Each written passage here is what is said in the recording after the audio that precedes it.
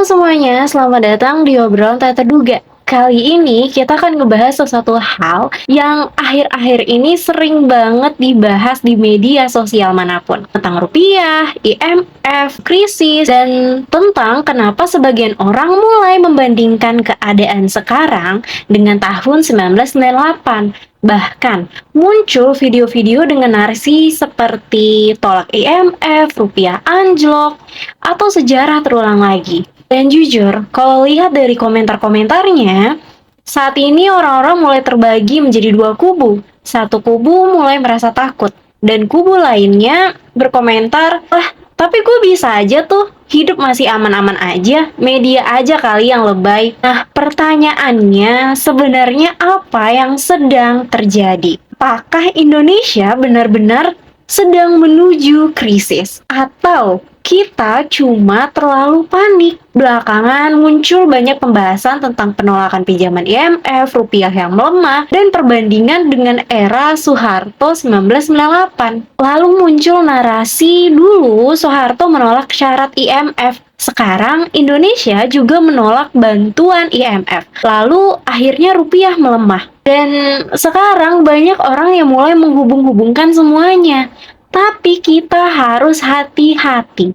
Karena ekonomi itu nggak sesederhana ditolak, maka langsung krisis. Nilai rupiah dipengaruhi oleh banyak hal.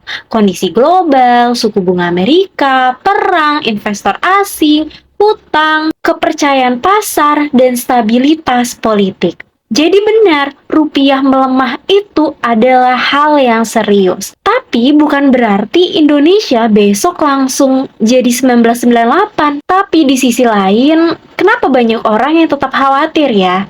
Karena masalahnya bukan cuma soal angka, masalahnya adalah kepercayaan. Mungkin banyak yang membahas hal ini sebelumnya. Namun, aku hanya ingin menekankan beberapa hal. Kadang, krisis tidak dimulai saat uang habis. Krisis dimulai saat masyarakat mulai kehilangan rasa percaya. Dan akhir-akhir ini, banyak ucapan pemerintah yang justru memicu kebingungan publik. Mulai dari rakyat desa tidak memakai dolar, masyarakat Indonesia tidak ingin kaya. Mungkin maksudnya bercanda atau konteksnya berbeda. Tapi masalahnya pasar tidak membaca perasaan. Pasar membaca sinyal, investor membaca stabilitas. Dan ketika masyarakat mulai bertanya, pemerintah sebenarnya sadar nggak sih kondisi ekonomi kita sekarang? Dan disitulah kecemasan muncul. Lalu ada juga komentar-komentar yang menurutku menarik. Komentar yang paling sering muncul di konten-konten yang membahas hal ini adalah, tapi hidup gue biasa aja tuh, gak ada perubahan, media aja sih yang bikin panik. Jujur sebenarnya itu valid. Karena krisis ekonomi tidak selalu langsung terasa dalam waktu satu hari. 1998 pun tidak langsung meledak dalam waktu satu malam. Ingat, kita bukan Roro Jongrang yang apa-apa terjadi pada malam itu juga. Tapi kejadiannya itu perlahan. Dari rupiah yang melemah, harga naik sedikit demi sedikit, PHK mulai muncul, investor mulai lari keluar, dan kepercayaan mulai menurun.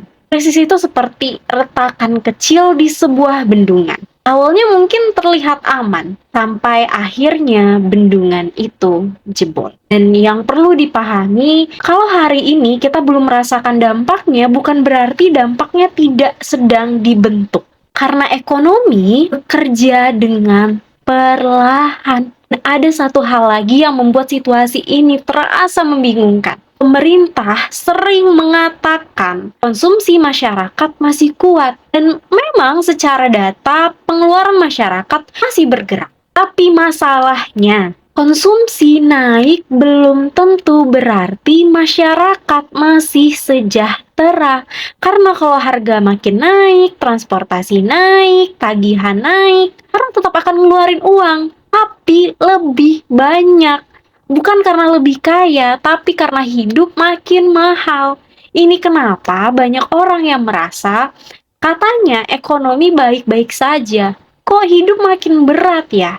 Karena angka makro dan realita rakyat kadang terasa berbeda. Jadi mungkin tanya banyak orang, apakah Indonesia sedang menuju krisis? Dan jawaban dari aku adalah tidak ada yang bisa memastikan. Tapi yang jelas, masyarakat mulai gelisah. Kegelisahan itu muncul bukan cuma karena media, tapi karena rakyat mulai ngerasa harga naik, hidup makin sulit, dan masa depan rasa semakin tidak pasti. Namun satu hal yang penting, takut berlebihan juga tidak membantu, karena solusinya bukan panik. Solusinya adalah pemerintah mau mendengarkan, masyarakat mau berpikir kritis. Kita semua berhenti menelan narasi mentah-mentah, baik narasi optimisme berlebihan maupun narasi kiamat ekonomi.